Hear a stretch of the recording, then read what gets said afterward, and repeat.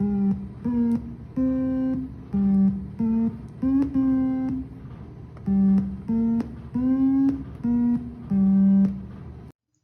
is Clemson University's ECE 4960 Spring of 2023 Team 11 Stringless Guitar with Evan Darty, Valerie Phillips, Sam Ferris, Ben Savillo, Jeremy Segarra, and Julio Rodriguez.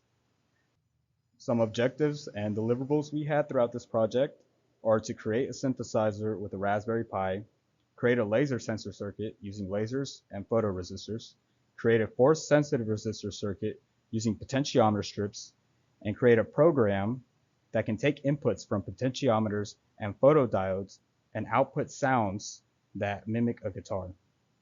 Some motivations we have for this project are to digitize the acoustics of a guitar, develop a stringless guitar, and apply all our 4 years of undergraduate knowledge into one final project. Some constraints we've had are the deadlines we've had to meet and the budget we were given. So this is the block diagram for our hardware. The first part that we'll go into is the lasers. So the lasers are powered by a 3.3 volt battery, and they shine a beam onto photoresistors. And the photoresistors then put either a 0 or 1 to the Raspberry Pi, depending on if the laser is shining on them or not shining on them. The second type of input that we have are the inputs from the potentiometers. And these inputs go through the analog to digital converter chip through serial peripheral interface communication. And these are also powered by the Raspberry Pi. The third main hardware portion that we have is the synthesizer circuits. The synthesizer circuits are powered by a 9 volt battery and a 12 volt battery to create a 12 volt source and negative 5 volt source for the synthesizers. And those synthesizer signals are then sent to the transistors, where the transistors can turn on or turn off the synthesizer sounds based on if that particular string is playing or not.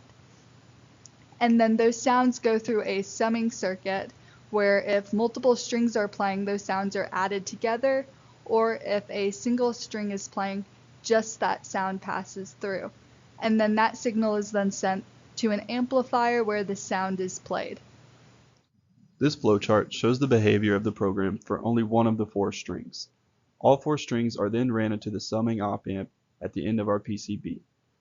From the flowchart, you can see that the Raspberry Pi takes in the value from the ADC and remaps it from a 0 to 12 value. This will represent one of our frets. After that, the PWM signal is changed to the VCO in order to create different frequencies in the sounds. The playpen is also changed from high to low in order to tell the sound when to play in our transistor circuits. So the Raspberry Pi software continually runs a while loop, which performs a series of if statements with the potentiometer and laser circuits to determine which note should be played. For a non-obstructed laser, a 0 is sent to the respective string's transistor on the synthesizer board and no note is played. But when the laser is obstructed, the potentiometer value for that string is read and given a number between 0 and 12 to produce the note. The PWM signal assigned to that note is outputted, and a 1 is sent to that string's respective transistor on the synthesizer board, which results in a note being played. The Raspberry Pi applies the same logic to all 4 strings at the same time. The final design has 4 main parts. The potentiometer circuit. This part determines which note will be played on the individual strings.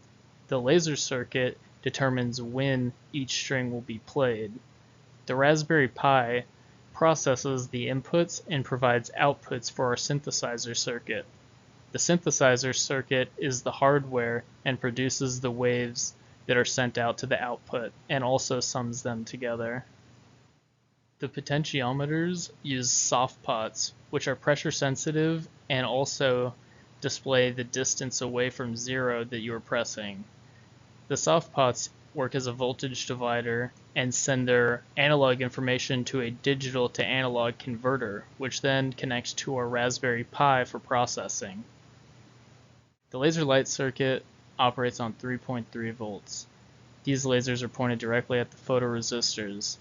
These photoresistors act as a voltage divider and are connected directly to a digital input of our Raspberry Pi. The Raspberry Pi will either see this as a 1 or 0, which allows us to use it as a switching stage for on or off. All right, this is an overview of our synthesizer circuit PCB. So right here you see these capacitors. These are connected to the input to the Pi, which is a solder joint right behind them. This smooths out the PWM wave and delivers a nice DC voltage to control the pins on the VCO chip. This chip outputs the wave into these switching MOSFETs.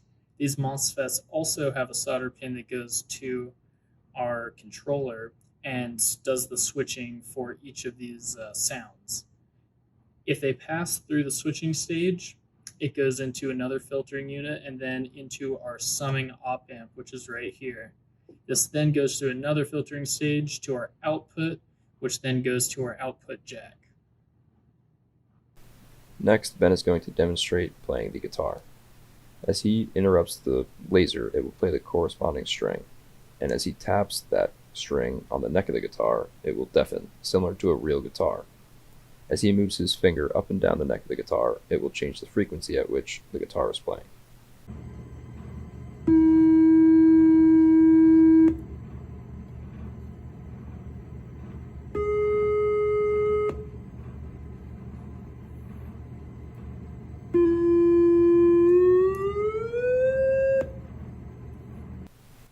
Next, Ben will be playing multiple strings of the guitar at the same time. Each VCO chip is tuned to a different frequency similar to that of each guitar string. They are all summed together via the summing amplifier. We also have a distortion knob, so as Ben rotates the distortion knob, it will clip and clamp the output signal.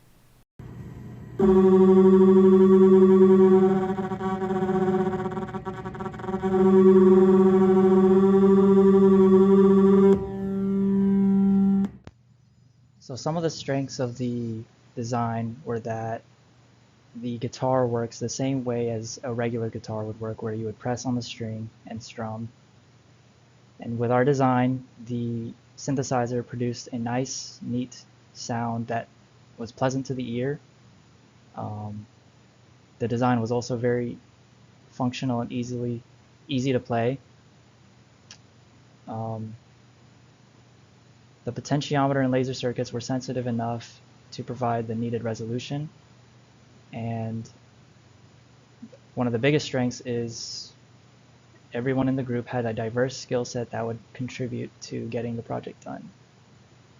Some of the weaknesses of this project included the shipment of materials, as a lot of the materials that we used for this project had to be outsourced, so having to wait on those components to come in limited the progress of our project. One of the design modifications for this project included the scale down from 6 strings to 4 strings, because 6 strings did not fit on the neck of the guitar. Another challenge was getting the synthesizer circuit to work properly, as a lot of the components were soldered onto the PCB board that held the synthesizer chip. While the synthesizer was able to output a nice triangle wave, as you can see in this photo, it wasn't able to get the exact frequency of the specific notes seen in the chart. The frequency was off because the potentiometers that were used to tune the VCOs required a specific resistor value that we were not able to reach using commonly found resistors.